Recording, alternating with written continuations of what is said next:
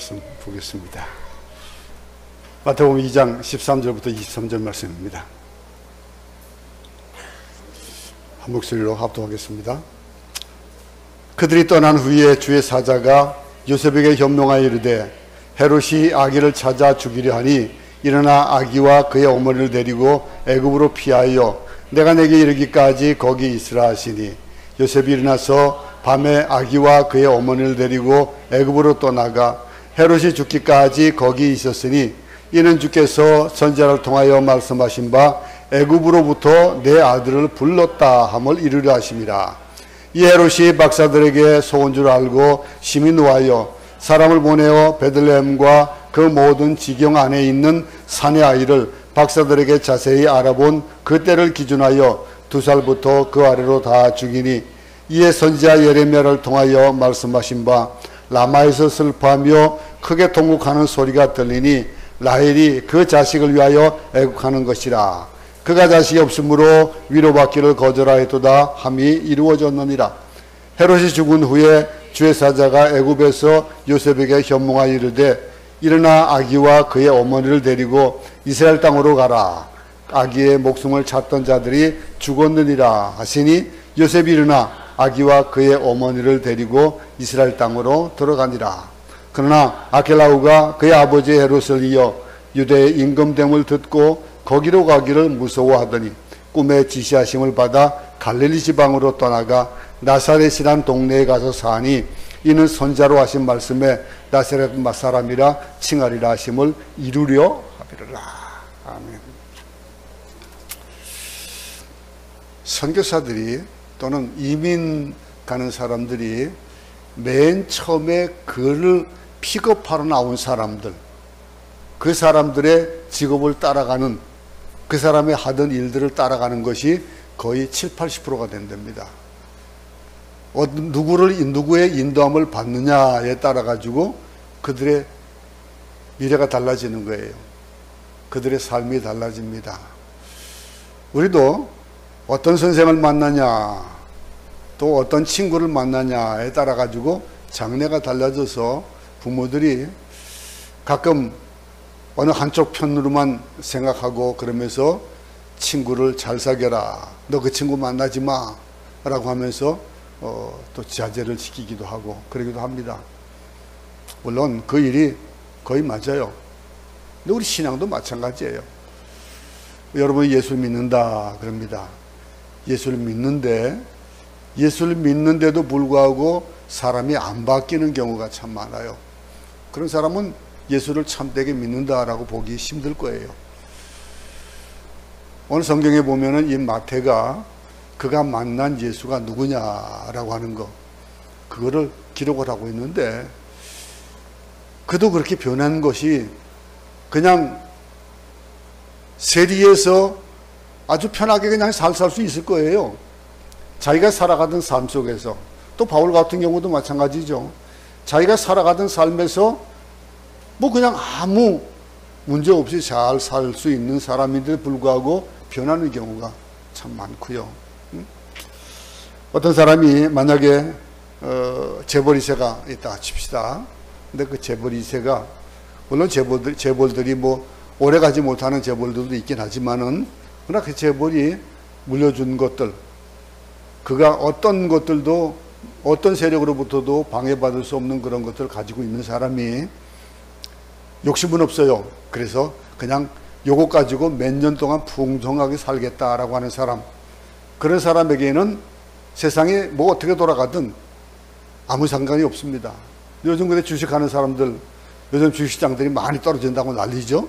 그런 사람들은 막 간장이 탄다 그러대요. 뭐 반토막이 나고 무슨 뭐 그러면서 자기 미래가 그냥 흙빛이 돼버리고, 그래가지고 어떨지 모르는 사는 사람이다. 근데 앞에 얘기했던 그 재벌 2세에게는 그것이 아무렇지도 않은 거예요. 누구를 만나냐, 누가가 내 배경이 되어 있냐라고 하는 거. 사도행전 9절 보면 예수님 만났던 그 바울이 있습니다. 그 바울이 어떤 사람이에요? 그 사울이 사울로서 핍박하던, 믿는 사람들을 핍박하던 사람 중에 한 사람이었어요. 얼마나 극심하게 핍박했던지 믿는 자들을 쫓아다니면서 잡아서 옥에 가두려고 하는 그런 일들을 했던 사람입니다. 근데 갑자기 하늘에서 빛이 나타나가지고 호련히 그를 눈을 멀게 하고 그러면서 그를 둘러 비치는데 땅에 엎드린 사울이 하는 얘기가 뭡니까? 뭐라고 얘기합니까? 사울아 사울아 내가 어찌하여 나를 핍박하느냐 하는 그 소리를 듣고 그는 철렁하는 거예요. 응? 근데 음성을 듣고서 뭐라고 얘기합니까? 주여 누구십니까? 라고 하는 거예요. 나는 내가 핍박하는 예수라 라고 하는 그 말. 그 말을 듣고 그 순간 사울에서 사도 바울이 되어지는 그런 그 삶이 바뀌어지는 겁니다. 많은 사람들이 이렇게 바뀌어지는 삶. 예수 믿고 변했다. 야, 저 사람 참 예수 믿고 많이 변했다라고 하는 사람들. 변한 것들이 눈에 보이는 삶. 응? 이 사울이 변하여 바울이 되는 계기가 됐고 누구든지 예수를 만나면은 그 삶의 송두리째 모든 것들이 다 송두리째 바뀌어지는 거. 뿌리채 뽑혀지는 옛날들. 좀 아까 여기 말씀드렸던 이 세리마태도 마찬가지입니다. 한순간 예수를 만나고 은혜의 부름을 받아서 그의 인생이 전적으로 변해버린 거예요. 응? 얼마나 우리가 잘 압니까? 유대인들이 그렇게 손가락질 하듯이 그렇게 떵떵거리고 사는 남의 것을 착취하면서도 살아갈 수 있는 배불리 살아갈 수 있는 그런 자리에 있던 그가 변하고 그러면서 예수 그리스도의 제자가 되고 그러면서 얼마나 많은 고난을 겪고 하게 됩니까? 근데 예수를 믿는다 이 말은 예수에 대한 태도가 바뀌었다는 거거든요. 사도 바울이 사울에서 바울로 바뀌고 세리에서 제자로 바뀌고 이 바뀌어지는 과정들 이 마태는요 예수에 대한 생각과 태도가 바뀐 거예요. 그러면서 바뀌고서 그는 어떤 사람입니까? 이 마태가 자기가 들어왔던 것, 자기가 봐왔던 것 그런 것들에서 어떻게 되는지 예수에 대해서 소개하는 것이 뭐라고 생각합니까? 예수야말로 다윗의 아들 예수다. 그러니까 아브라함과 다윗과 아브라함의 자손이고 그는 성령으로 잉태되어진 사람이다. 그리고 진정 하나님의 아들인데 동방박사를 통해서 우리에게 보여주신 또 하나의 사실은 그가 온 인류의 경배와 찬양을 받으실 약속의 메시아다라고 하는 것 이런 것들을 쭉 앞에서 표현을 했습니다. 그러면서 그 예수의 탄생에 대한 얘기들을 쭉 이어오면서 그러면서 정말 인류의 왕이신 그리스도다 메시아다라고 하는 걸 얘기하고 그러면서 거기에 대한 근거되는 얘기들을 지금 해주고 있어요. 그건 유대인들에게 이 약속의 메시아 그리스도를 소개하기 위해 가지고 하는 얘기가 뭐냐면요 되게 신경을 많이 쓰고 있거든요. 오늘 본문에 보면요. 근데 그거를 뭐 그냥 아무 그 의미 없이 그냥 읽어 나갈 수 있겠지만은 여기서 뭘 얘기합니까? 예수가 바로 구약에 예언되어져 있던 그 메시아에 대한 것, 메시아의 예언의 성취다. 그렇게 얘기를 하고 있는 거예요. 그러면서 조목조목 얘기를 합니다. 다른 복음서에서 발견할 수 없는 예수가 구약 예언의 성취자라고 하는 것. 이거를 마태는 오늘 아주 강조하고 있는 거예요. 우리 본문을 길게 써가면서 그러면서 2장에서 이 강조하는 그 어떻게 예수가 어떻게 메시아가 되어지고 그 메시아로서의 구약에서 유대인들이 믿어왔던 지금까지 믿어왔던 그 예수에 대한 메시아에 대한 그 예언이 어떻게 성취되었냐라고 하는 것들을 얘기해 주는 거예요. 그걸 성경의 여러 구절을 통해서 얘기해 주고 있습니다. 첫 번째는 뭡니까? 예수가 베들레헴에서 탄생했다는 것이 구약 미가서의 예언이다라고 하는 거예요.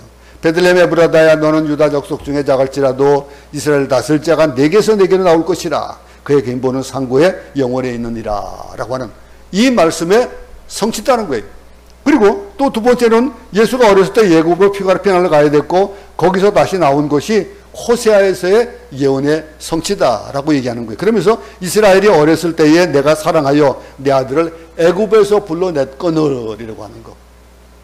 또 구약에서 세 번째로는 뭡니까? 16절에서 18절의 말씀으로 예수 때문에 이 베들레헴의 어린아이들이 많이 죽게 된 것이 라마의 통곡에 대한 예레미야 예언의 응답 성취다라고 하는 거.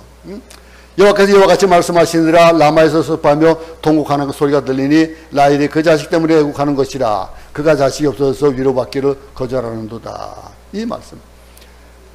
이 유대인들이 바벨론의 포로로 끌려갈 때에, 그때에 그 라마의 소리들, 통곡하는 소리들, 많은 자들이 어려움을 겪는 그 일에 대한 것들 예언이 있는가 하면은 오늘 본문에서도 그렇습니다. 근데 구약에서는 수없이 많은 그런 예언들이 있고 탄생이 되는데 이사야에서 또 얘기했지. 오늘 이 예수님께서 어디를 가셨습니까?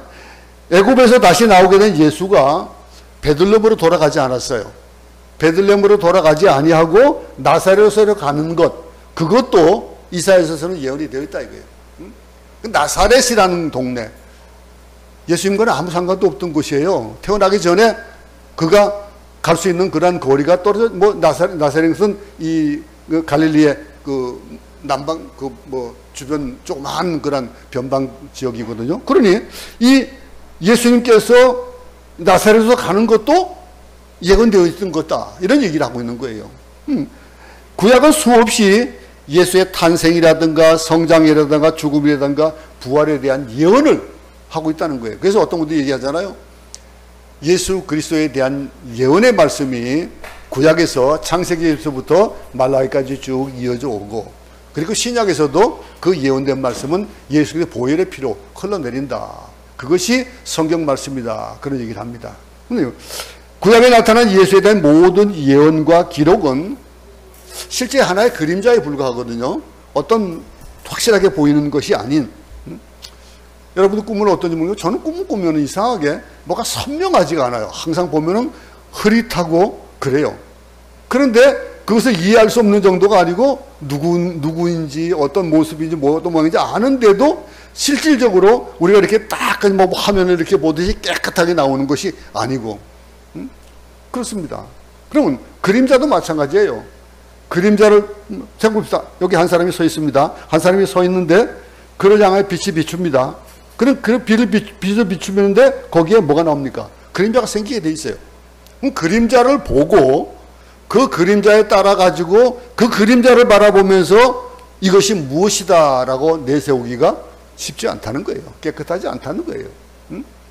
그러면서 그 사람에 대한 그림자를 보고 그의 코, 눈, 입, 그리고 전체 모양을 정확하게 이해한다는 것은 거의 불가능한 겁니다.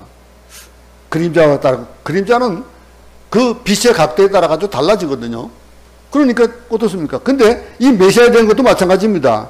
메시아 예언, 그 예언에 대한 것들, 그 진리, 그 진리는요, 몇몇 사람을 제외하고는 잘 이해하지 못합니다.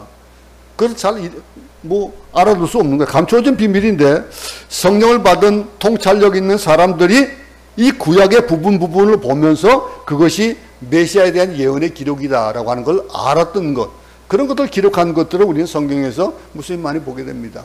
그리고 그 예언이 이루어지는 것들이 신약에서 이루어지는 모습들을 또 보고 우리의 삶 가운데서도 그것이 적용이 되어지는 그런 것들을 본다는 거예요. 그러니 그 당시에 바리새인과 서기관들, 그 많은 사람들이 성경에 대해서 굉장히 능통하거든요. 구약에 대해서 능통하고 그들의 삶 가운데 모든 부분들이 그 말씀 속에서 살아가는 그런 삶인데도 불구하고 그들은 깨달지 못했던 거예요. 그러면서 하나의 종교의식에 필요한 말씀으로 그 구약을 바라봤던 거예요. 근데 고린도서 13장에서 우리가 잘 알듯이 뭐라고 얘기합니까? 우리가 지금은 거울로 보는 것 같이 희미하나 그때에는 얼굴과 얼굴을 대하여 볼 것이요. 지금 내가 부분적으로 아나 그때에는 주께서 나를 아신 것 같이 내가 온전하리라. 이렇게 이 고린도서 13장에서 아주 쉽게 말해주고 있습니다. 이 말씀은 물론 현재와 앞으로 우리가 주와 동행할 그 영원한 왕국에 대한 그런 우리의 미래의 관계에 대해서 설명된 말씀이지만은 오늘 이 본문의 신약과 구약의 관계도 적용되어 볼 수 있는 말씀이라는 거예요. 무슨 말씀입니까? 예수 그리스도라고 하는 실제 인물이 탄생하고 그분의 삶과 죽음, 부활을 놓고 볼 때 그림자처럼 보였던 그 구약의 말씀과 예언이 정확하게 살아 움직이는 것이다 라고 하는 걸 마태는 본 거예요. 그거를 지금 얘기해 주고 있는 거예요. 그거를 유대인들에게 또 후대의 우리에게 그걸 얘기해 주고 있는 겁니다. 예수 그리스도라는 그분을 통해서 그분이 나 자신을 한번 비교해보면 그분이 나에게 뭐 어떤 관계냐 이거예요. 여러분들이 많은 그런 그 인생에 살아가는 그런 그 삶의 여러 가지 힘든 일을 만난 사람들의 그런 고백들을 많이 듣게 됩니다. 내가 왜 사는지 모르겠다. 삶의 목적이 없다라고 하는 사람들. 그리고 어떻게 살아야 되지? 왜 살아야 되지? 뭘 위해 살아야 되지? 라고 그 삶의 목적을 잃고 살아가는 사람들이 참 많습니다. 요즘 같은 시대에. 특별히 젊은이들. 아무리 벌고 벌어도 집 한 채 살 수 없고 결혼할 수가 없고 결혼한다 하더라도 아이들을 키울 수도 없고 그래서 결혼하지 안 하고 하는 사람들. 그런 사람들에게 너 목적이 뭐냐? 앞으로 어떻게 살래? 라고 하면은 잘 얘기를 못 해요. 어떻게 살지에 대해서 잘 모르는 겁니다. 근데 그런 사람이 바뀌어지는 걸 많이 보잖아요. 바뀌어지는 것. 눈앞에 그냥 아무것도 안 보이는데도 불구하고 그 사람이 완전히 바뀌어가지고 새 사람이 되어져 가는 걸 많이 봐요. 그걸 어떻게 봅니까? 예수를 만나고 나니까 그렇게 변하더라 이거예요. 목적이 생기고 그 삶의 의미가 생기고 예수 그리스도를 영접하고 그리고 그가 십자가 보혈 앞에 서게 됐을 때 성령이 그에게 임했을 때 그의 삶이 똑똑하게 보인다는 거예요. 흐릿한 것도 아니고 그림자같이 보이는 것도 아니고 그 삶이 똑똑하게 보여. 내가 왜 살아야 되는지 아는 거예요. 그래서 우리 교회 초창기 때 내세우던 슬로건이 있잖아요. 응? 목적으로서의 예수. 수단으로서 삶인데 많은 사람들이 어떻게 합니까? 목적으로서의 예수가 아니에요. 목적으로서의 그 예수를 갖다가 들여보는 그런 것들이 나의 삶에 대한 것들을 먼저 예수를 대입시켜 놓고 그리고 나서 살아가는 사람들. 수단으로 예수를 믿는 목적으로서의 예수, 수단으로서의 삶인데 수단에서 예수가 되어지고 목적에 대해서 우리가 추구하는 그런 인간적인 것들을 대입하는 경우가 참 많습니다. 근데 이게 바뀌는 거예요. 자기에게 주어진 모든 환경, 고난과 어려움과 그런 이런 의미에 대한 걸 알게 되는 거예요. 그러면서 우리가 잘 아는 찬송가, 옛날 찬송가 410장, 새 찬송가 310장, 하나님의 은혜로 우리 이 쓸데없는 자를 왜 구속해 주는지 모르겠다 이거예요. 그래서 감격하게 그 찬송을 부르는 거예요. 자 보세요. 내가 쓸데없는 자, 이 쓸데없는 자 왜 구속하여 주는지 난 알 수 없다라고 하는 이것이 어떤 의미를 가지는 겁니까? 내가 이 삶의 바뀌어짐에 대한 것들이 감격으로, 감사로 나타나는 거지 원망으로 나타나는 것들이 아니잖아요. 이 왜 어떻게 될까요? 그 사람에게 어떤 억만금을 주어서 바뀌었습니까? 아니면 어떤 좋은 지위를 줘서 바뀌었겠습니까? 아니거든요. 예수를 믿는다고 여러분들이 예수를 만나고 처음 막 자복하고 회개하고 그리고 예수님을 진정 만나고 나서 그리고 나서 그 다음날 삶이 확 바뀌었디가? 안 바뀌어요. 세상도 안 바뀌었어요. 똑같아요. 똑같이 해가 뜨고 해가 지고 하는 똑같은 날인데도 불구하고 그리고 나서 하늘을 보니 그리고 나서 천지를 보니 나무가 춤추는 거예요. 그렇게 아름다울 수가 없는 세상을 맞이하는 거예요. 그런 것들. 왜 그렇게 어떻게 되냐 이게. 이 구원의 감격과 기쁨 속에서 새로운 삶을 살게 되는 것. 그 예수라는 분, 그분을 내 마음으로 모시니 그분이 내 안에 들어오시고 나니까 그분을 통해서 세상을 보는 거예요. 아버지의 마음으로. 그분의 마음으로 세상을 보는 거예요. 그렇게 바뀌어지는 것. 여러분 어떻습니까? 얼마나 여러분의 삶이 바뀌어졌는지 한번 생각해 볼 수 있기 바랍니다. 어떤 그게 딱 터닝 포인트가 돼가지고 저같이 목사가 되기 위해서 어떤 바뀌어지는 그런 것들도 있을 수 있겠지만은 근데 삶에는 아무 바뀐 것이 없는데 환경은 바뀐 것이 없는데 그가 예수 믿지 않던 삶에서 예수 믿는 삶을 해가지고 바뀌어지는 영향력은 얼마나 큰지를 모릅니다. 그 주변에 또 우리 가족들에게 그 변해지는 것들, 이 세상을 보는 것, 이 고난과 역경 그 모든 것들이 이해가 되어진다라고 하는 것, 불평 불만이 되어지는 것이 아니라 이해되어지는 것. 그때 비로소 세계 역사가 뭐라고 얘기합니까? 구속사라고 얘기합니다. 세계 역사는 구속사다. 예수 그리스도께서 구원의 역사를 이루어나가는 그런 역사다. 그러면서 우리가 해야 될 일이 이 선교와 복음의 역사인데 그러니 내가 믿은 그 예수, 내가 만난 예수, 이 세상에 종말이 있는데 그 종말을 많은 사람들이 알지 못하고 그냥 끌려간다 이거예요. 그걸 보니 안타까운 거예요. 그래서 그러면 뭐 어떻게 됩니까? 내가 받은 그 예수를 전하기 위해 가지고 복음을 전하기 위해서 애쓰고 노력하는 거예요. 그리고 마지막으로는 뭡니까? 주님이 다시 오실 것이라는 소망을 가지고 인내하고 살아가는 거예요.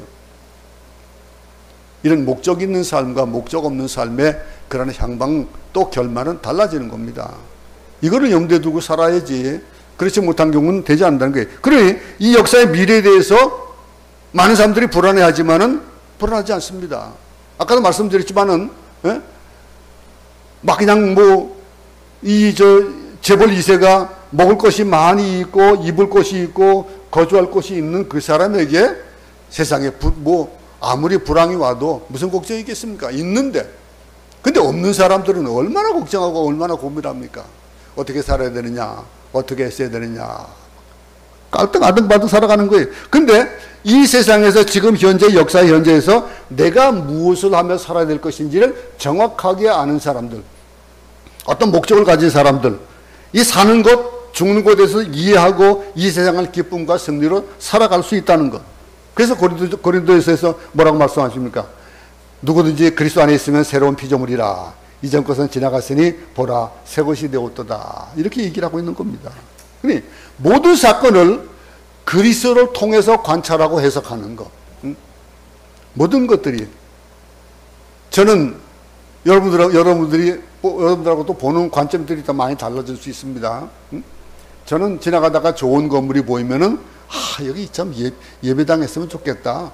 교회 했으면 좋겠다라고 생각하는데 건축가들은 이거 너무 아름답게 졌다. 그러면 이것 같이 나도 한번 지어봐야지 라고 할 것이고 어떤 장사하는 사람은 거기에 맞는 것들로 한번 생각해 볼 겁니다.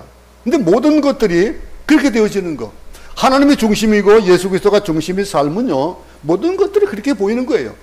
그 시선이 그러니까 여러분 색안경을 끼고 세상을 보면 그 색으로 보이게 되어 있습니다. 어쩔 수 없어요. 근데 그걸 가지고 왜 색깔이 이게 빨갛지? 왜 색깔이 이게 파랗지? 얘기할 수 없다는 거예요. 희미하던 그림자들이 분명히 살아나고 무의미하던 인생이 가치 있는 인생으로 변화되고 무능한 사람이 능력 있는 사람이 되어지고 진짜 우리의 삶에 이런 변화가 있어야 되지 않겠습니까? 이 기적에 대한 것. 이 일이 유대인들에게 메시아에 대한 개념은 굉장히 큰 개념이거든요. 메시아가 온다. 그 메시아에 대한 것들을 고대하고 기대해놨는데 그것이 오는 그 일들이 예언되었던 말씀. 그것이 구약에 기록되어 있는데 유대인들은 그걸 못 본다 이거예요. 마태가 그걸 얘기하는 거예요. 그러면서 구약을 어떻게 봐야 되냐 이거예요. 구약을 보는 그 시점이 예수 그리스도를 통해서 보라 이거예요.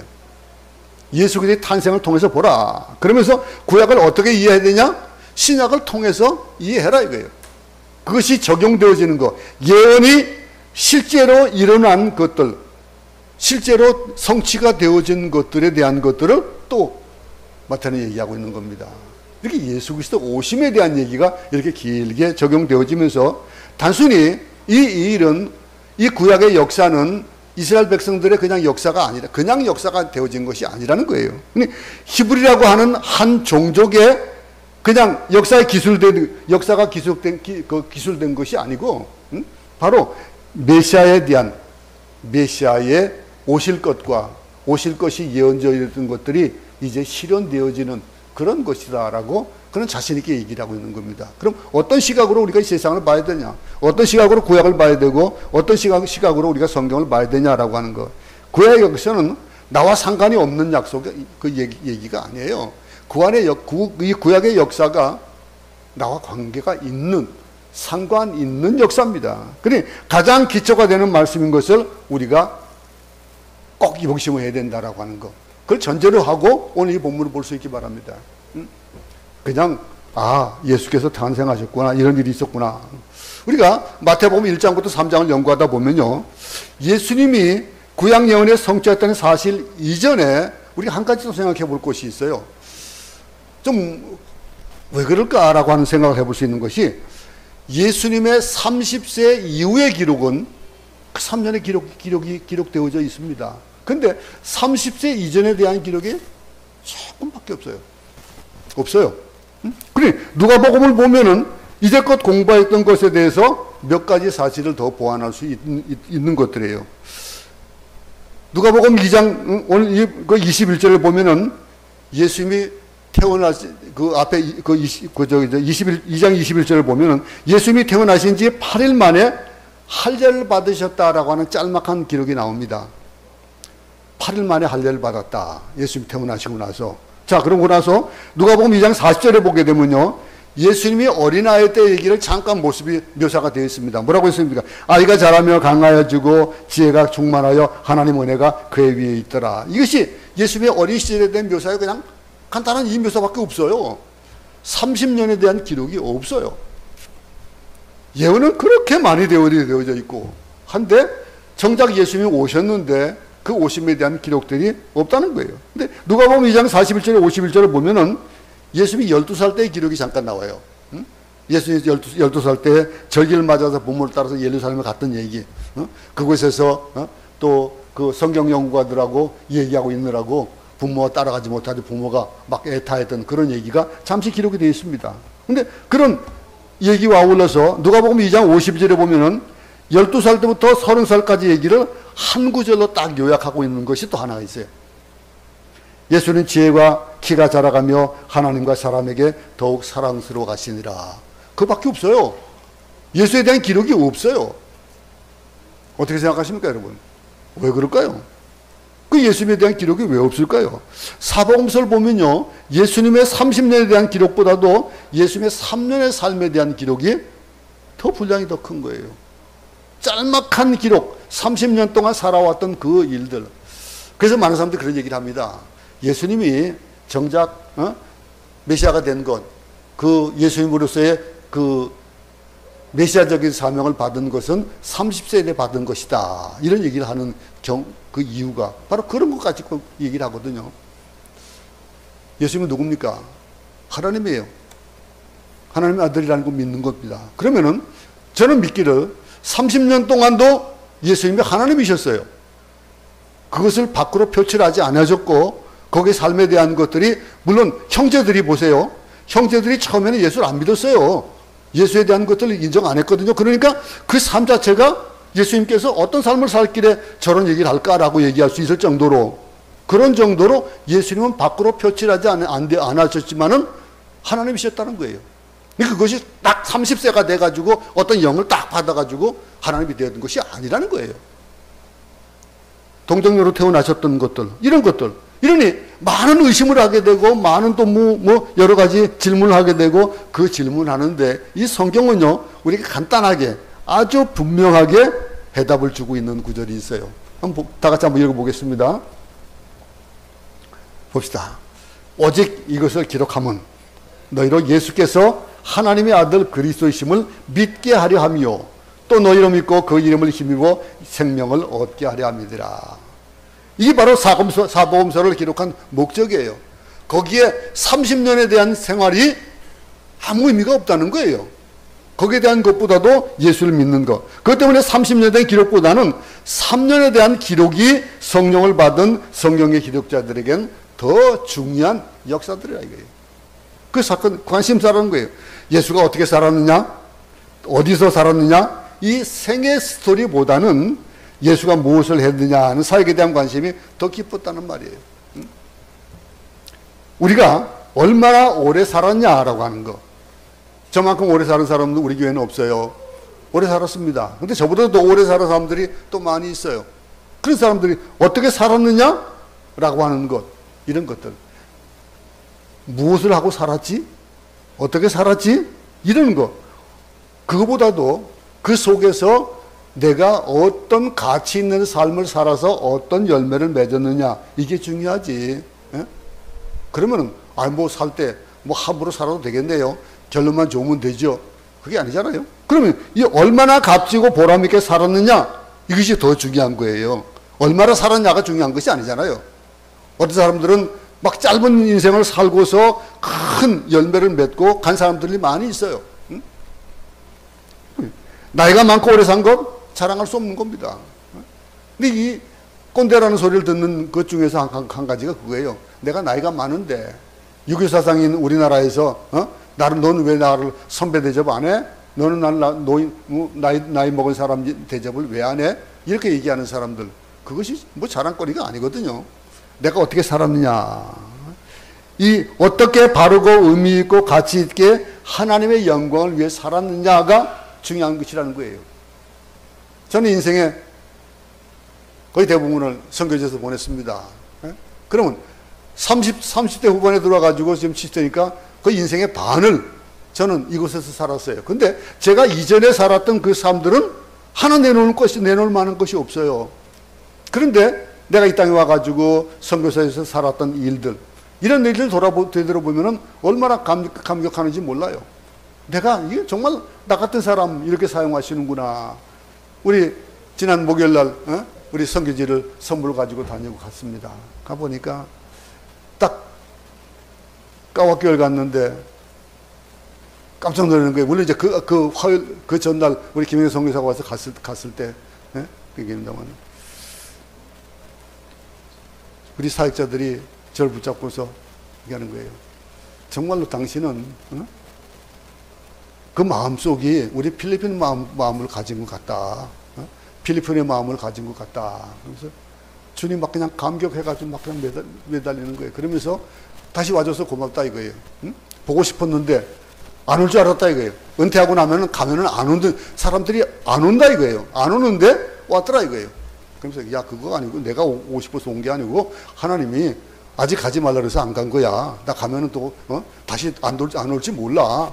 그리고 웃고 말았습니다만서도, 그리고 저 제스박을 가보고 각 교회 가다 보니까 옛날에 그동안 못 만나지 못했던 사람들을 보면서 야, 이들을 몰랐으면 어땠을까라고 하는, 내가 살아왔던 그 일들 가운데 이들이 차지하는 비중이 얼마나 큰지를 다시 한번 생각했습니다. 여러분 어떤 삶을 살았습니까? 이 복음서 중에서도 마가복음과 요한복음에는요, 아예 예수님의 30년에 대한 기록이 없습니다. 아예 없어요. 그거는 없는데 3년의 공생의 사역부터 기록되어 있는 이 모습들을 우리가 봐요. 마가복음, 요한복음 그래요.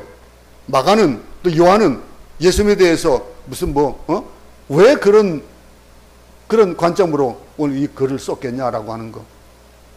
예수가 하나님의 아들로서 이 땅에 오셔서 우리의 구원을 위해서 십자가를 지고 부활하셨다. 이 사실이 더 중요했기 때문에 그것만 기록한 거예요. 무엇이 중요하냐 이거예요. 사도 바울은 모든 것을 내가 해로 여김은 내 주 예수 그리스도를 아는 그 고상한 지식, 그거 외에는 아무것도 거짓 것이 없다 이거예요. 모든 것이 다 배설물이다 이거예요. 그렇게 고백을 하고 있는 겁니다. 그러니 예수를 참으로 만난 사람은 예수 외에는 할 말이 없는 거예요. 매일 입에서 그 얘기가 나오는 거예요. 매일 하는 것이 그거예요. 인간관계 문제, 사소한 문제 이런 것으로 낭비하지 않습니다. 그거 할 수 있는 것도 오직 예수 그리스도 그분만을 위해서 생애 전체를 바쳐서 일을 해도 시간이 부족하기 때문에 다른 문제는 그냥 지나버리는 거예요. 아무 의미가 없는 거예요. 내 안에 깨끗하게 남아있는 것 예수 그리스도 뿐이어야 된다라고 하는 거, 이런 개념, 이 마태가 이걸 계속해서 우리에게 얘기해주고 있는 거예요. 이 우리 관심사가 되는 거예요. 우리 신앙의 선배 가운데 물론 우리 세대의 사람은 아닙니다. 최건능 목사라는 분이 있었습니다. 근데 그분은 예수천당이라고 하는 그 이름으로 더 알려져 있는 그 목사님인데, 그분은 일본 순사들한테 맞을 때 한 대 맞으면 예수 그런답니다. 두 대 맞으면 천당 그랬답니다. 그냥 찔르면 예수가 나오는 거, 천당이 나오는 거예요. 한 대 때리면 예수, 한 대 때리면 천당. 누구를 만나느냐, 누구를 만나든지 예수예요. 나를 모욕하도 예수. 이런 일들, 내 안에 예수만 가득 차 있다면 우리에게도 그러지 않겠습니까? 그냥 풍선을 눌러서 터뜨리면 그 안에 그냥 공기가 들어있느냐, 헬륨이 들어있느냐 나타나는 거예요. 밖으로 물론 표현도 됩니다. 그냥 입으로 부른 풍선은 뜨지 않죠. 헬륨을 넣은 풍선은 떠요. 그러면 그런 것들이 그 안에 무엇이 들어있냐에 따라 가지고 달라지는 거예요. 공기가 큰 풍선에 들어있는 공기는 그만큼만 나오고, 작은 풍선은 작은 만큼만 나오는 거예요. 근데 그 안에 무엇이 들었냐 이거예요. 우리 안에 무엇이 들었냐. 이 마태는 그 안에 메시아에 대한 확실한 예언되어져 있던 그분이 이 땅에 오셨다 이거예요. 오셔가지고 행한 일들이 예수님께서 이 땅에서 행하신 일들이다. 이 얘기를 하고 있는 거예요. 그러면서 예언에 대한 얘기를 해주고, 그리고 예언의 성취에 대한 얘기를 또 이어서 하고 있습니다. 우리가 누군가 우리를 비난할 때 예수 나오고, 나를 모욕할 때 천당, 이렇게 나오는 그 삶을 살 수 있을 정도로 우리 손에 예수가 있다면은 이 마태복 얘기가 이해가 가는 거예요. 그러면서 이 예언의 성취에 대한 얘기가 또 이어서 나옵니다. 오늘 마태가 얘기하는 것이 이 예언의 성취에 대해서, 예언의 성취는 예수께서 애굽으로 피난 가신 것에 대한 성취가 나와요. 오늘 보세요. 13절부터 15절까지 나온 말씀인데 호세아 11장 1절의 응답으로 보는 말씀입니다. 헤롯이 아기를 찾아 죽이려 하나 일어나 아기와 그의 아무를 데리고 애굽으로 퇴가하여 내가 내게 이르기까지 거기 있으리라. 이 애굽에 가는 거. 이 애굽으로 갔다라고 하는 거. 애굽으로 갈 수 있는 일들이 무슨 일이 얼마나 있었겠습니까? 보세요. 아브라함 같은 경우, 이삭 같은 경우, 야곱 같은 경우 피하는 곳으로 간 곳이 애굽이었어요. 애굽으로 가는 그 일이 쉽지는 않아요. 가까운 곳이 아니기 때문에, 남의 나라이기 때문에. 그러니 여기 보세요. 우리는 아주 유익한 몇 가지를, 영적인 교훈을 얻을 수가 있는데, 이렇게 피난을 갔다라고 하는 거, 피난을 가게 된 그 여건도 있지만, 그것이 거기에 어떤 일이 있습니까? 하나님께서 예수 그리스도를 보호하고 계셨다는 거예요. 곳곳이 그러잖아요. 곳곳이. 헤롯이 아기를 죽이려 하니 그의 아기와 어머니를 데리고 애굽으로 피하여 내가 내게 지시하는 곳에 거기 있으라. 이 하나님께서 일러주시는 거예요. 그러니 위기와 절망에서 보호해 주시고 선한 길로 인도하시는 하나님의 손길을 보는 거예요. 여러분 한번 지난 날들을 돌이켜보시기 바랍니다. 여러분들도 알지도 못하던 그런 경우에 예수님께서 우리를 보호하셨다라고 하는 것도 아마 깨닫는 때가 참 많을 겁니다. 하나님이 이럴 때 우리를 이렇게 도와주셨구나. 내가 이렇게 힘들 때 이렇게 하셨구나. 하나님의 백성을 하나님께서 보호해 주신다라고 하는 거, 이 놀라운 사실. 이거는 자명한 일이에요. 하나님의 백성들 하나님이 돕는 거예요. 보세요. 마귀가 그렇게 예수를 죽이려 가지만 때가 될 때까지는 예수를 손댈 수가 없었습니다. 우리를 보호하시고 인도해 주신다는 거, 위기를 막아주신다는 것들로 우리는 이걸 보고 이해할 수가 있는 거예요. 우리에게 작은 위기가 있을 수 있어요. 근데 작은 위기가 있는 것이 무슨 이유 때문에 그런 작은 이유가 있는지, 위기가 있는지 압니까? 큰 위기를 막기 위해서 작은 위기를 주시는 거예요. 그렇게 어떻게 이해가 됩니까? 우리에게 작은 고통이 있는 것은 큰 고통을 예방하기 위해서 하나님께서 주시는 것이다, 허락하신다 라고 하는 것들을 이해할 수 있기 바랍니다. 그렇기 때문에 그것을 이해하지 못하면은 아무리 작은 고통이라 하더라도 고통에서 헤어나지 못합니다. 근데 지나놓고 보면은 그런 큰 고통을 당하지 않게 하시려고 그러셨다라고 하는 걸 깨닫게 되는 거예요. 또 오늘 본문에서도 우리가 또 이해할 수 있는 건 뭐냐면요, 하나님이 필요하실 때 여기 보니까 꿈으로 역사하시고 천사를 사용해서 급한 위기를 지나가게 하시는 거예요. 자, 그러면 요즘 같은 때도 이런 일이 나타나면 얼마나 좋을까요? 하나님께. 물론 요즘도 예언 운세를 가진 사람들이 이런 얘기를 하는 경우 많습니다. 그런데 보세요. 하나님은요, 성경을 통해서 우리에게 말씀해 주십니다. 계시가 끝났고, 특별 계시가 끝난 이후에 성경의 특별 계시를 통해서 모든 것들을 다 일러주신 이후에 극히 작게 일어나는 일들이지만은 이런 일들이 다반사로 일어나지 않습니다. 오늘 본문같이. 이런 방법으로 놀라운 이런 일들이 종종 지금도 있어요. 하나님 하신 일을 인간이 하는 방법으로 제한하는 경우가 참 많은데, 꿈을 통해서 또는 어떤 작가를 통해서 말씀을 통해서 초자연적으로 역사하시는 것을 봅니다. 근데 우리가 착각하지 말아야 될 것은 항상 하나님은 꿈으로 역사하시지 않는다는 거예요. 꿈을 너무 믿지 마세요. 꿈에 이런 일이 있더라 라고 거기 매달리지 마세요. 하나님은 꿈으로도 역사하실 수 있어요. 그런 것들 체험하기도 해요. 하나님 그런 꿈을 주시고, 어떤 우리 선교사님 한번 사모님이 한번 그런 얘기를 했는데, 신학교에 큰 어려움이 닥칠 걸 알고 참 어렵고 힘들게 있었는데 하나님이 똑같은 꿈을 3번을 꾸게 하시더래요. 꾸게 하시면서 그러면서 한 방법을, 해결할 수 있는 방법을 알려주시더래요. 그래서 그렇게 했더니 정말 그 어려움을 해결받았다는 거예요. 그건 하나님께서 주신 것이 꿈이라고 확실히 믿을 수 있다라고 간증을 했어요. 그럴 수 있을 거예요. 그리고 우리는 이런 말씀에 매달리지 말고 하나님 말씀으로 역사하시는데 특별히 아주 특별한 경우에 초자연 방법을 쓰실 경우도 있을 수 있다는 거예요. 오늘 일도 보면은 여기 보세요. 꿈으로 또 천사를 사용해서 급한 일을 이루어 주시는데 우리도 어떤 성도들이 그런 얘기 듣습니다. 내가 천사가 나를 인도하러 왔다라고 하는 간증을 하고 돌아가시는 분들도 많이 있잖아요. 그죠? 그분은 그렇게 본 그런 것들도 있을 수 있을 거예요. 우리는 그러나 항상 우리에게 주어진 이 말씀을 통해서 우리의 삶의 지표를 삼을 수 있기 바랍니다. 꿈을 통해서 천사의 말을 통해서 그것을 이루려고 애쓰지 말고 하나님 꿈 주세요. 하나님 뭐 예언의 은사를 주세요. 하지 말고 말씀을 통해서 깨달을 수 있다는 거예요. 그리고 또 한 가지 배우는 것이 뭡니까? 오늘 이 일에 있어서 요셉과 마리아가 어떤 일을 했을까요? 그는 순종을 했어요. 어떻게 순종했습니까? 태어난 지 6개월도 채 안 된 아기예요. 그 아기를 데리고 애굽으로 피난 간다? 애굽이 가까운 곳입니까? 아무것도 없는 곳이고 외국이에요. 남의 나라예요. 그곳에 가서 어떻게 살 수 있는 방법도 없어요. 지금 뭐하러 왔습니까? 그저 호적을 신고하러 왔다가 거기서 애를 낳고 그리고서 옮겨가는 그런 과정이에요. 그러니 뭐가 있습니까? 아무것도 준비된 것이 없는데 가야 된다는 거예요. 어떻습니까? 얼마나 고통스럽고 얼마나 몸이 뒤따르입니까? 그런데 이들은 조용히 순종했습니다. 따라갔어요. 전설에 의하면은 헤롯이 너무 아주 뭐 잔악하게 아주 뭐 철저하게 추적했기 때문에 교통이 불편했던 그때에 그들이 어떤 굴에 들어갔대요. 이 예수님과 요셉과 마리아가 굴에 들어갔는데 피신하다가 굴 속에 들어갔는데 그 굴에 거미 한 마리가 있었대요. 그 거미가 성령의 감동을 받아가지고 그들이 추울까봐 거미줄을 쳤대요. 둥굴 앞에 거미줄을 딱 치고 그러다 보니까 이 애굽의 군사들이 찾아왔는데 그런데 헤롯의 군사들이 왔다가 이 굴을 보고 굴에 거미줄이 잔뜩 쳐 있으니까 에이 사람이 들어갔을까? 거미가 이렇게 많은데 하고 돌아갔대요. 응?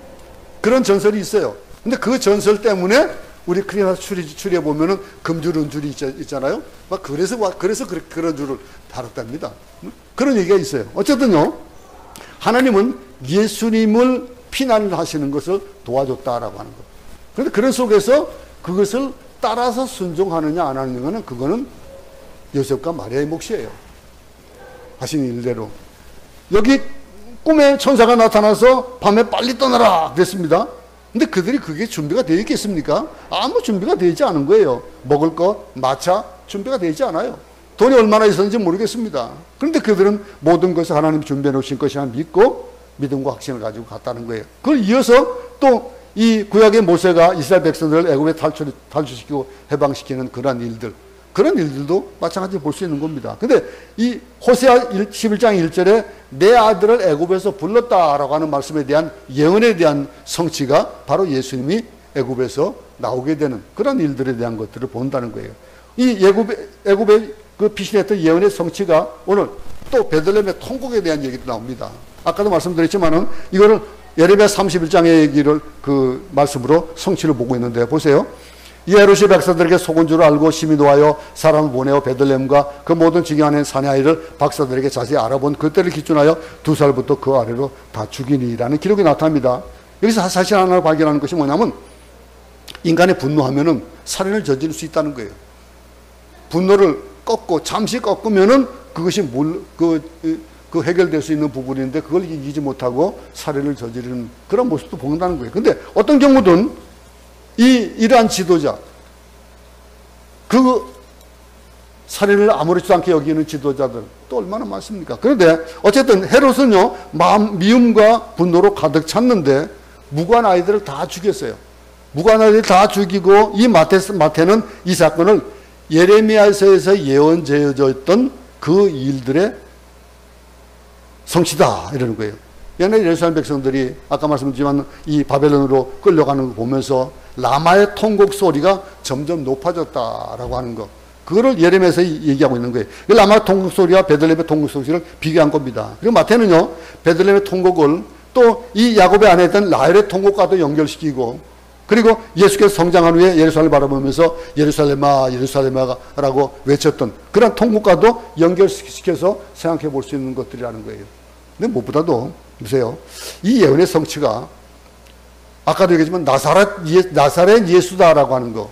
우리가 나사렛은 나야 나사렛 예수라는 얘기가 나올 수 있겠죠. 근데 보세요. 마태복음 9장 19절에서 23절에 보면은 헤롯이 주군의 주사자가 애굽에서 요셉에게 현몽하여 이르되 일어나 아기와 그의 어머니를 데리고 이스라엘 땅으로 가라. 아기의 목숨을 찾던 자들이 죽었느니라 하시니 요셉이 일어나 아기와 그의 어머니를 데리고 이스라엘 땅으로 들어가니라. 그러나 아겔라우가 그의 아버지 헤롯을 이어 유대의 임금됨을 듣고 거기로 가기를 무서워하더니 꿈에 지시하심을 받아 갈릴리 지방으로 떠나가 나사렛이란 동네에 가서 사니 이는 선자로 하신 말씀에 나사렛 사람이라 칭하리라 하심을 이루려 함이라. 이 일들이 세워 가지는 일들, 놀라운 하나님의 인도심을 보는 거예요. 헤롯이 죽은 후에 다시 천사를 통해서 아기 예수를 이스라엘 땅으로 오게 하시는 그 일, 애굽에서 불렀다라고 하는 것을 이루어졌고, 그리고 또 이 특별한 지시하심으로 갈릴리를 가게 된 얘기를 얘기해 주고 있습니다. 물론 이 헤롯이 죽었다라고 하는 거, 여기 22절에 보면 아겔라우가 하는 그 왕이 등장하는데, 이 왕은 아버지 헤롯왕보다도 더 잔인한 왕이었습니다. 아버지가 죽고 헤롯이 죽고 그 땅들을 분별하기를 네 그 지역으로 분별했습니다. 그러면서 이 아겔라우에게 갈릴리, 안티파스에게 갈릴리를 안티파스에 주고, 그리고 또 이 바다를 빌립에게 주는 이런 분배하는 것 중에서 이 셋 중에서 가장 악독한 왕이 아겔라 왕이에요. 근데 그 왕에 대한, 그가 왕이 되자 3,000명이나 학살했다라고 하는 그런 기록이 있습니다. 그러니 이 일도 아버지보다도 더 잔인한 왕이니, 그러니 걱정할 수밖에 없게요. 무서워할 수밖에 없는 거예요. 그래서 가는 거예요. 환경이 바뀌어지는 그런 일을 통해 가지고 예수께서 유대 땅에서 예수가 태어난 베들레헴으로 돌아갈 수가 없는 이런 일들조차도 예수님께서 구약에서 예언되어 있던 것은 성취되는 것이다. 이런 것들. 나사렛은 결코 화려한 동시가 아닙니다. 어떻게 그곳을 가냐 이거죠. 갈릴리 남쪽에 분주에 위치한 작은 동네인데 그곳까지 가서 그로 하여금 예수로 하여금 나사렛 예수라는 이름을 듣게 하셨다라고 하는 것. 오늘 이 본문을 보면서 우리는 몇 가지 생각해야 됩니다. 예수님을 이 마태가 얘기했던 건 내가 만난 예수, 메시아이신 예수, 그 예수는 구약에서 예언되어 있더라 이거예요. 구약에 예언되었던 것들이 지금 다 이루어지지 않고 있냐라고 하는 걸 보여주는 거예요.